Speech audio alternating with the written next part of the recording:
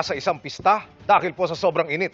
Pati nga electric fan hindi na umuubra at posibleng makasama sa ganitong panahon. Ayon po yan sa World Health Organization. Nakatutok si Sandra Aguinaldo. Sa gitna ng masayasanang Obreros Festival sa Malay, Aklan, ilang performer ang hinimatay dahil sa init. 34.5 degrees Celsius ang heat index sa lugar ngayong araw. Paano pa kaya sa 22 lugar sa bansa na umabot sa danger level o higit pa ang heat index? Kabilang sa Dumangas, Iloilo kung saan pinakamainit dahil sa 45 degrees Celsius na temperatura. Sa Maynila kung saan umabot sa 40 degrees ang damang init, inabutan namin si Jing Labaday na panay ang paypay kahit nakatapat sa bukas na electric fan. May electric fan nga nakatutok sa'yo pero mainit naman yung singaw. Wala rin. Pagpapawisan ka rin. Gastos lang sa kuryente. Nainitan din yung mga anak ko. Panay ang ligo. Ang laki tuloy ng bill ko sa tubig. Halos kuha ang pakiramdam na yan sa comic strip ng isang student publication kung saan apoy na ang ibinubuga ng isang electric fan. Tila hindi na rin umuubra ang electric fan ng barbershop na ito kaya lumalabas ang mga empleyado. Pag medyo sobrang init, pumupunta lang kami dyan sa may puno, may lilim.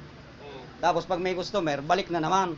Ayon sa World Health Organization o WHO, nakatutulong man panlaban sa init ang electric fan, nakasasama ito kung nasa isang kulob na lugar na sobrang init. Pati kasi ibinubuga nitong hangin, mainit din naman. Oven effect ang tawag dito ayon sa isang mechanical engineer. Dagdag painit pa ang pag-init din ng mga dekuryenteng gamit tulad ng electric fan.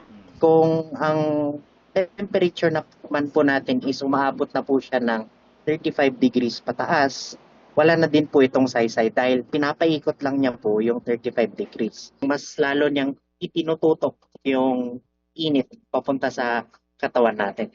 Sabi ng Health Department, baka mauwi lang sa dehydration kung mainit ang buga ng inyong electric fan. Uminom na lang tayo ng tubig, 8 hanggang 10 baso, at papawisan tayo, lalamig ang katawan natin. Ang practical health advice is to stay hydrated. Maaari ring ikasira ng mga electric fan ang paggamit nito ng sobrang init. Sobrang abala nga ngayon ng repairman na si Mang Donaldo. Huwag gagawing 24 hours yung electric fan. Para safe, para nakakapahinga rin yung electric fan. Mungkahin nila kung umiinit lang lalo sa bahay.